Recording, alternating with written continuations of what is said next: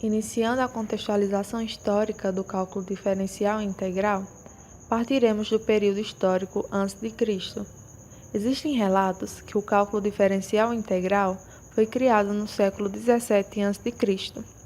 Há registros, como por exemplo papiros, datados dessa época, feitos pelos babilônicos e egípcios que provam essa hipótese. Além disso, há evidências também na Grécia Antiga, mais especificamente da Grécia do século V a.C. Os chamados paradoxos de Zenão, postos pelo filósofo Zalão de Eleia, influenciaram profundamente a matemática, sendo eles a dicotomia: se um segmento de reta pode ser subdividido indefinidamente, então o movimento é impossível, pois, para percorrê-lo, é preciso antes alcançar seu ponto médio, antes ainda alcançar o ponto que estabelece a marca de um quarto do segmento, e assim por diante. Segue-se então que o movimento jamais começará. E a flecha? Se o tempo é formado de instantes atômicos indivisíveis, então uma flecha em movimento está sempre parada, posto que em cada instante ela está numa posição fixa. Sendo isso verdadeiro em cada instante, segue-se que a flecha jamais se move. Sabendo-se que os primeiros problemas da história do cálculo dizem respeito ao cálculo de áreas, volumes e comprimentos de arcos, uma notável contribuição ao problema da quadratura do círculo foi feita por Antífon, considerada germe do modelo de exaustão grega. O método de exaustão de Eudoxo é considerado uma réplica da escola platônica aos paradoxos de Zenão, sendo atribuída a autoria a Eudoxo. Ainda, o matemático, físico, engenheiro, inventor e astrônomo grego Arquimedes foi, de longe, o que utilizou de forma mais elegante esse método, aproximando-se, inclusive, da integração tida como verdadeira atualmente.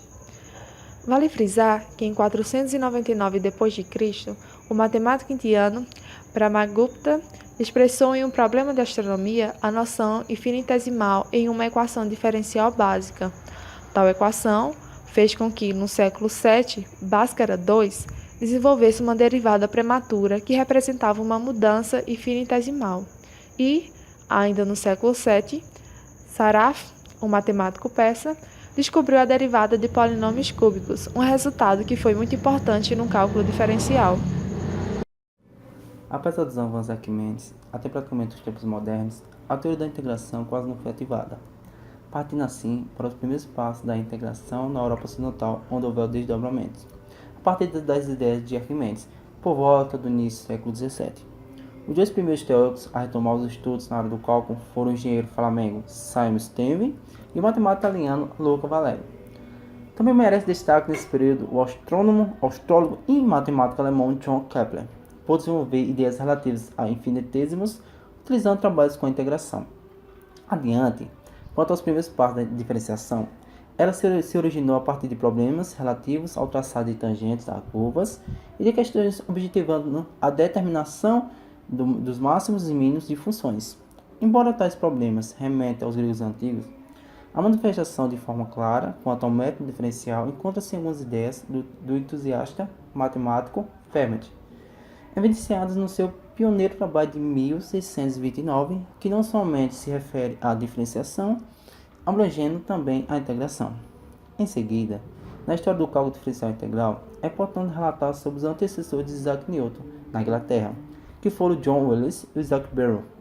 Dentre as importantes contribuições dos dois, Willis citou-se na teoria da integração, e também, vale ressaltar, introduziu o símbolo atual do infinito, enquanto Barrow destacou-se na teoria da diferenciação, inclusive trazendo em seu livro Leibniz Optik et Geometrie uma abordagem muito próxima do processo moderno de diferenciação, mediante o uso do chamado triângulo diferencial, que ainda se encontra nos textos atuais do cálculo.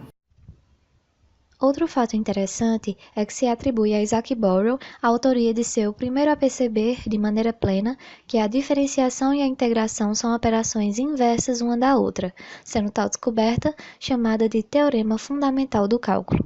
Além disso, tem-se que o cálculo diferencial e integral, visto atualmente nos cursos de graduação, já havia sido estabelecido por volta do ano de 1700.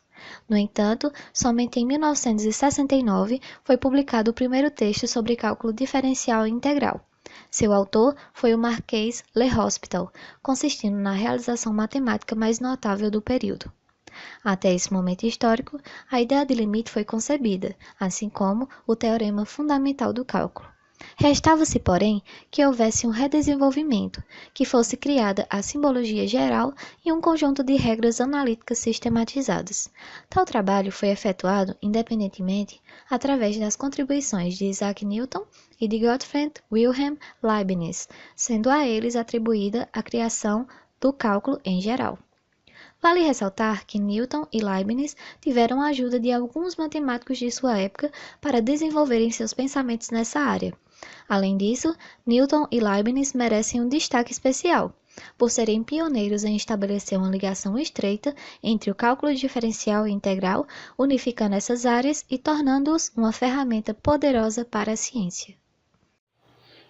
O cálculo, assim como outras áreas da matemática, surgiu e se desenvolveu a partir de um arranjo entre problemas e formulações de conceitos e teorias adequadas para resolvê-los. Após esse arranjo nasceram novos problemas e novas teorias, consequentemente, novas formulações para serem resolvidas. Vale frisar que muitos problemas que foram resolvidos para originar o cálculo têm fundamentos da geometria. Partindo com as aplicações do cálculo diferencial, há uma larga aplicação na física. Um exemplo básico dado seria se imaginássemos uma partícula cujo deslocamento obedece à função f de t igual a 1,6t elevado ao cubo mais 3,2t menos 1,8, tendo t o tempo em segundos e a distância em metros. Teríamos que a derivada f' de a é a taxa de variação instantânea de y igual a f de x em relação a x. Quando x igual a A, sabendo disso, podemos então encontrar a taxa de variação da função f de t, onde a mesma representará a velocidade da partícula, ou seja, a taxa de variação do deslocamento será a velocidade da partícula naquele instante. Atualmente, as aplicações do cálculo diferencial integral são utilizadas em muitas áreas das ciências exatas. Isso implica que sua utilização vai desde a matemática até as engenharias, a administração, a física, entre outras áreas.